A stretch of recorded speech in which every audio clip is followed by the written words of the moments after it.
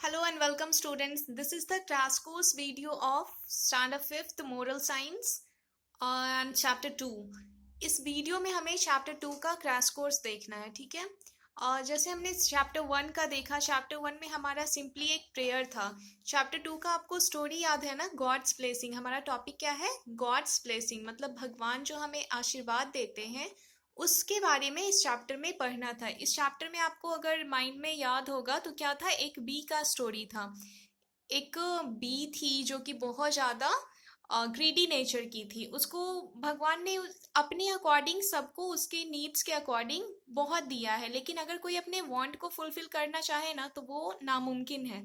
जैसे कहते हैं ना कि nature has given us everything to fulfil our needs but not our wants. वो हमारे वांट्स को फुलफिल करने के लिए नहीं दिया है, लेकिन हमारी जितनी ज़रूरतें हैं उसे फुलफिल करने के लिए नेचर ने हमें बहुत कुछ दिया है।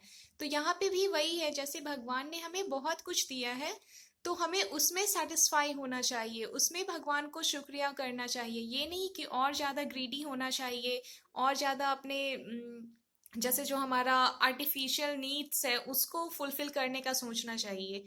तो इसमें स्टोरी क्या था, जैसे भगवान सबको ब्लेसिंग दे रहे थे। भगवान ने जैसे पिकॉक को दिया है उसका ग्रेस, उसकी खूबसूरती दी है। कोयल को उसकी आवाज़ दी है। डॉग को दिया है कि वो फेथफुल नेचर का होता। तो ये क्वालिटी मतलब भगवान ने अपने अकॉर्डिंग सारे एनिमल्स को दिया है। तो उसी टाइम पे एक बी आती है तो वो कहती है कि मुझे भी आपसे चाहिए एक ऐसा वेपन चाहिए, एक ऐसा स्टिंग चाहिए जिससे मैं जब भी दूसरों को बाइट करूं तो उसकी डेथ हो जाए। जैसे शेर होता ना जंगल का राजा, तो उससे सभी जानवर डरते हैं। तो वो बोलती है कि मुझे भी ऐसा ही चाहिए जिससे क्या हो, मुझसे सारे जानवर डर कर रहे हैं। ठीक है, तो भगवान तो पहले बोलते हैं कि नहीं ये मुमकिन नहीं है, मतलब ये सही नहीं है तुम्हारे लिए। लेकिन फिर वो बोलते कि ठीक है, अगर तुम्हें यही चाहिए तो मैं तुम्हें ये देता हूँ। तो वो बहुत खुश हो जाती, लेकिन उसके साथ एक कंडीशन भी होता है कि जब कभी भी वो बाइट करेगी दूसरे को तो उसकी डेथ तो होगी ही, उस इंसान की या जानवर की डेथ तो होगी ही, लेकिन साथ साथ उस बी की भी डेथ हो जाएगी। तो यही रीजन है, उस एक बी की वजह से आज तक जितने भी बी हैं वो सबको सफ़र करना पड़ रहा है। ठीक है, तो देखिए ये हमारा क्रैश कोर्स है जिसमें मैंने कुछ इंपॉर्टेंट टर्म्स आपके लिए बनाए हैं। तो फर्स्ट है हमारा point, God is the only one who has been most generous. Generous मतलब काइंड, दयालु जो होते। God is the only one who has been most generous with all creatures on earth. Earth पे जितने भी क्रिएचर्स हैं, whether it is living non living, उससे कोई मतलब नहीं है। लेकिन भगवान क्या है, वो इकलौते ऐसे हैं जो कि सबके साथ मतलब बराबर होते, किसी में भेदभाव नहीं करते, सबको इक्वली वो देखते हैं। सेकेंड है, he has given many wonderful gifts to us. उन्होंने हमें बहुत सारे खूबसूरत तोहफे दिए हैं, हमें ज़िंदगी दी है। सबसे इम्पोर्टेंट क्या है कि उन्होंने हमें ज़िंदगी दी है ऐसे पृथ्वी पे जिस पे लाइफ पॉसिबल है। ठीक है, थर्ड है, he always forgive us for our sins. वो हमें हमेशा हमारे बुरे कर्मों के लिए, हमारे पाप के लिए वो हमें हमेशा माफ़ कर देते हैं। और हमें भी एक उम्मीद होती है ना, जब कभी भी हम कोई गलती करते तो फिर उसके लिए सॉरी बोलते हैं मन ही मन में, पूजा करते, चाहते हैं कि किसी तरह से हमारा सिन क्या हो जाए, कम हो जाए। And offers us beautiful life, और उन्होंने हमें ब्यूटीफुल लाइफ ऑफर किया है। जैसे बोलते हैं ना कि oh God please forgive our sins, मतलब हमारा जितना भी पाप है, हमारे जितने बुरे कर्म हैं उससे आप माफ कर दीजिए। फोर्थ पॉइंट है हमारा, yet we often complain him at different occasions, instead we should be happy with what we have। लेकिन क्या होता है, हम किसी भी तरीके से मतलब डिफरेंट डिफरेंट टाइप से डिफरेंट ओकेजन पे भगवान से हमेशा कंप्लेन ही करते रहते हैं कि भगवान मुझे ये चाहिए वो चाहिए, मुझे ये नहीं मिला, ये प्रॉब्लम है वो प्रॉब्लम है। तो ऐसा नहीं होना चाहिए। इंस्टेड क्या होना चाहिए इसके बजाय, we should be happy with what we have. Satisfy होना चाहिए, सेटिस्फैक्शन होनी चाहिए हमारे मन में, हमारे पास जितना है उसमें हमें खुश होना चाहिए।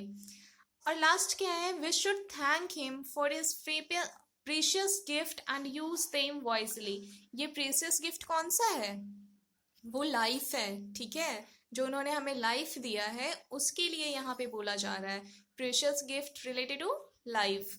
तो we should thank him for his precious gift. उन्होंने जो हमें प्रीशियस अनमोल जो बहुमूल्य तोहफा दिया है हमारी ज़िंदगी, उसके लिए हमें उन्हें थैंक्स बोलना चाहिए एंड यूज देम वाइजली, और उसका सही तरीके से यूज करना चाहिए।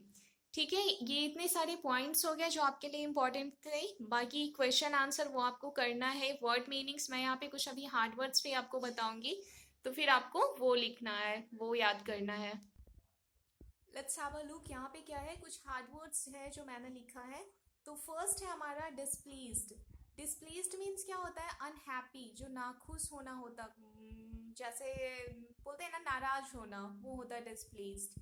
सेकेंड है अफ्रेड। अफ्रेड मीन्स डरा हुआ, फ्राइटेंड। फ्राइटेंड मतलब अफ्रेड। थर्ड है डिलाइटेड। डिलाइटेड मीन्स क्या होता है, बहुत ज़्यादा खुशी होना। जैसे जो बी थी ना, वो जब भगवान ने उसे बोला कि ठीक है मैं तुम्हें ऐसा स्ट्रिंग दूंगा, तो वो बहुत ज़्यादा खुश हो गई थी, डांस करने लगी थी वो। तो डिलाइटेड मीन्स एक्सट्रीमली प्लीज्ड, मतलब बहुत ज़्यादा खुश होना। फोर्थ है हमारा ट्रबल। ट्रबल मीन्स परेशानियाँ जो होती, प्रॉब्लम्स, डिफिकल्टी या फिर वरी, WORRY, वरी।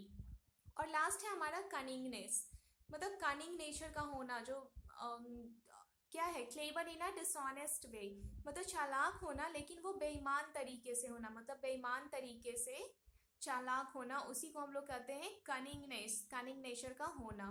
तो इसमें इस स्टोरी का मोरल क्या था कि हमारे पास जितना है हमें उतने में सेटिस्फाई होना चाहिए, ज़्यादा वांट को बढ़ाना नहीं चाहिए, जो हमारा चाहत है उसको ज़्यादा बढ़ाना नहीं चाहिए। भगवान ने हमें जितना दिया है उसमें खुश होना चाहिए, यही था। तो आपको इस चैप्टर में क्वेश्चन आंसर आप करोगे, वर्ड मीनिंग करोगे, एक्सरसाइज में वैसा कुछ है नहीं। उसके अलावा जो मैंने अभी कुछ पॉइंट्स लिखे थे आपको उस पर ध्यान देना है, ठीक है। इतना इनफ होगा एग्जाम के लिए, एग्जाम पॉइंट ऑफ व्यू से आपके लिए इतना ज़्यादा इनफ होगा। बाकी हम लोग अपने नेक्स्ट वीडियो में देखेंगे। अब चैप्टर 3 स्टार्ट करना है, तो वो आप अपने नेक्स्ट वीडियो में। Till then be happy and be safe. Thank you.